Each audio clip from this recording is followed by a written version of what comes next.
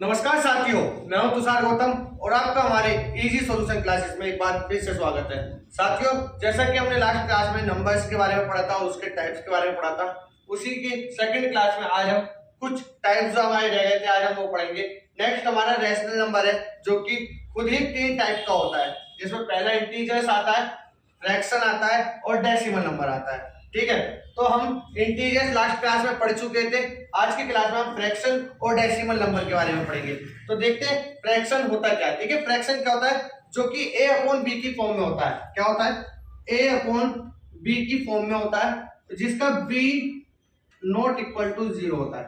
मतलब a upon b या p upon q की फॉर्म में होता है और b नॉट इक्वल टू 0 होना चाहिए। मतलब जिसके अंदर न्यूमरेटर एंड डिनोमिनेटर वैल्यू होती है और डिनोमिनेटर 0 के बराबर नहीं होता, वो हमारा फ्रैक्शन होता है। ठीक है, आगे देखते हैं हम फ्रैक्शन। देखिए, फ्रैक्शन के भी बहुत टाइप्स होते हैं, जैसे कि हम एक एक करके फ्रैक्शन के टाइप पढ़ेंगे।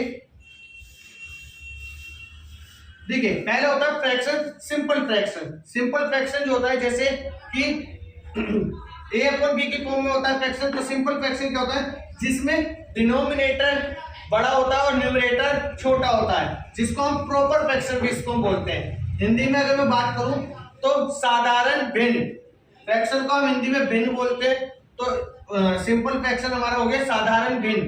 ठीक है, साधारण भिन्न।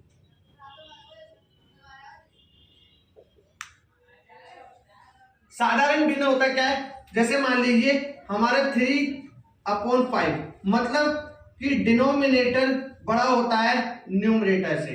ठीक है, डिनोमिनेटर ग्रेटर देन न्यूमरेटर। ठीक है, ये हमारा क्या होता है, सिंपल फ्रैक्शन। इसको हम प्रॉपर फ्रैक्शन भी बोलते हैं।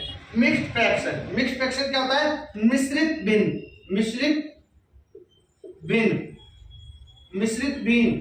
ठीक है, मिश्रित भिन्न क्या होता है, इस फॉर्म में होता है, ये a सही b बट्टे c, a सही b बट्टे c। जैसे कि मैं एक छोटा सा एग्जांपल लेता हूं और उसको समझाता हूं। ठीक है, और इसको हमने 3 से डिवाइड कर दिया। मान लीजिए 17 को हमने 3 से डिवाइड किया तो क्या होगा, 3 5 जा 15, 3 5 जा 15, रिमाइंडर हमारा 2 आ गया। तो देखिए, इसको हम इस फॉर्म में लिखते कैसे हैं। सबसे पहले हमारा आएगा क्वोशिएंट, फिर रिमाइंडर और फिर डिवाइजर। ठीक है, अब इसको हम लिखते, देखिए क्वोशिएंट क्या है हमारा, क्वोशिएंट है हमारा 5 जो हमारा आंसर आया, डिवाइजर है हमारा 3 और रिमाइंडर है हमारा 2। तो देखिए 5 3 जा 15 प्लस 2, क्या करते हैं, इन दोनों को मल्टीप्लाई करते हैं और इसको प्लस करते हैं। 5 3 जा 15 प्लस 2, तो ये क्या हो गया 17/3। देखिए इसी फॉर्म में बन गया ये, इसका मतलब यही था।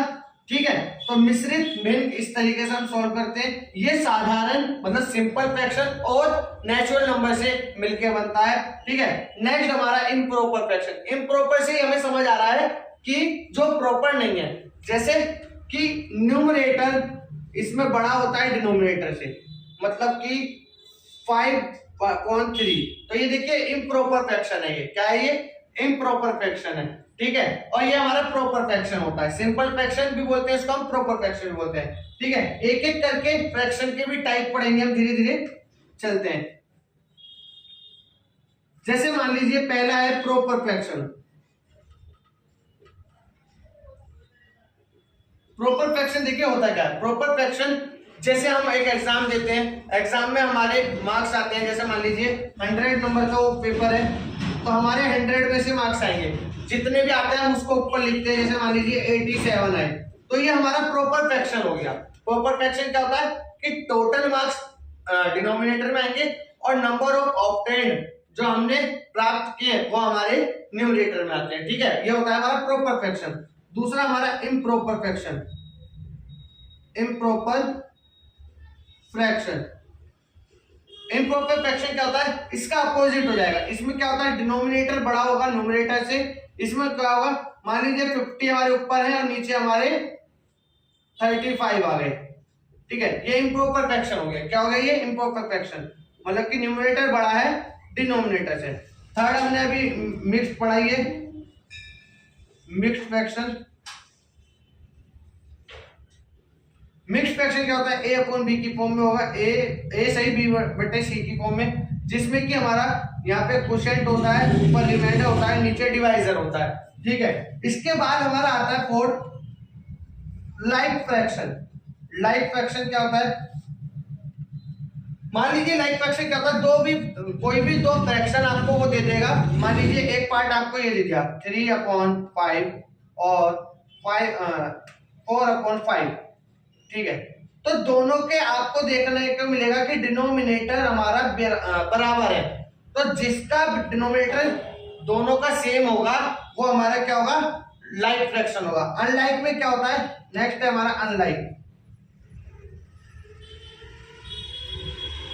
अनलाइक फ्रैक्शन क्या होता है? जिसका डिनोमिनेटर सेम नहीं होगा। जैसे मान लीजिए एक ये है और एक हमारा ये है, तो इनका डिनोमिनेटर क्या है? सेम नहीं है, तो ये क्या होगा? अनलाइक फ्रैक्शन होगा। ठीक है, फ्रैक्शन के बारे में आपने पढ़ लिया, इसके टाइप्स के बारे में पढ़ लिया। नेक्स्ट हम देखते हैं डेसिमल नंबर। ठीक है, डेसिमल नंबर दो तरीके का होता है, एक टर्मिनेटिंग नंबर और एक नॉन टर्मिनेटिंग डेसिमल। ठीक है, एक होता है टर्मिनेटिंग डेसिमल और एक non terminating decimal. Terminating decimal क्या होता है? जिसका जैसे हम डिवाइड करते हैं तो कुछ वैल्यू डायरेक्ट कट जाती है, कुछ नहीं कटती है। जैसे डायरेक्ट गई तो उसका तो कोई डेसिमल बनेगा नहीं। डेसिमल क्या होता है? पॉइंट। डेसिमल क्या होता है? पॉइंट। ठीक है, जो हम डॉट लगाते हैं पॉइंट के बाद आती है वैल्यू, तो पॉइंट के बाद जितने भी होते हैं वो डेसिमल पार्ट होता है सारा। क्या होता है वो? डेसिमल पार्ट होता है। जैसे कोई भी वैल्यू कटती है रैंडमली और उसका पॉइंट के बाद कुछ भी वैल्यू आ गई और वो एक टाइम पे जाके खत्म हो जाता है। जैसे देखिए इसके पॉइंट के बाद 4 5 आया, वो खत्म हो गया, अब उसके बाद कोई भी वैल्यू नहीं बची, तो ये कौन सा होता है? Terminating number. अब हम पढ़ते हैं non terminating decimal. Sorry, non terminating decimal दो टाइप के होते हैं, एक रिकरिंग और एक नॉन रिकरिंग। देखिए रिकरिंग क्या होता है? जैसे मान लीजिए मैंने 10 को डिवाइड करा 3 से, ठीक है, 10 को 3 से डिवाइड करा तो 3 3 जा 9, फिर ये आ गया 1 रिमाइंडर, फिर मैंने इसको 0 लिया तो फिर पॉइंट लग गया, फिर पॉइंट लग गया 0 लेने का, फिर 3 3 जा 9, फिर 1 बचा, यहाँ 3 आ गया, फिर 0 लिया, फिर 3। इसी तरीके से ये रिकरिंग चलता रहेगा। पॉइंट के बाद क्या होता है कि सेम वैल्यू बार बार रिपीट होती जा रही है, तो हम उसको क्या बोलेंगे? रिकरिंग। देखिए इधर 3 3 3 3 3 ऐसा चलता ही रहेगा, इसका कभी भी एंड नहीं होगा। इसी तरीके से इसका भी नहीं होगा। ठीक है, ऐसे 0.57 फिर 57 फिर 57 फिर 57 ऐसे ये चलता रहेगा और इसका एंड नहीं होगा, तो वो क्या होता है? रिकरिंग।